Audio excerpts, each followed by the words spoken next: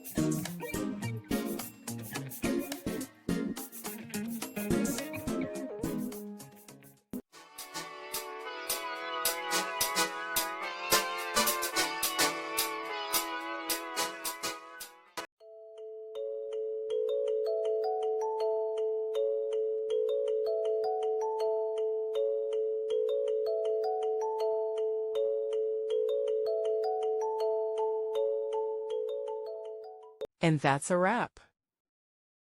I hope you found the answer you were looking for. If you did, take a second to hit that subscribe button. It really helps out.